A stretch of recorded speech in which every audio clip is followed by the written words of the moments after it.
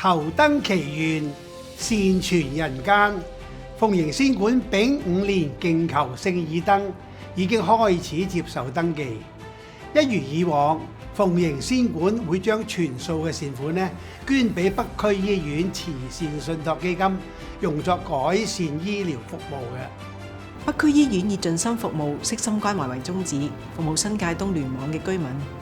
由2006年開始，得到鳳形仙館一直以嚟嘅慷慨解囊，多次捐贈支持北區醫院嘅臨床服務發展，令到我哋能夠為居民提供更多元化嘅醫療服務以及更適切嘅關懷。今年希望大家繼續多多支持頭燈活動，共襄善舉。一燈一願一善一德。2026年3月1日，誠邀大家到嚟鳳形仙館，頭燈點亮百家園，同修善業澤人間。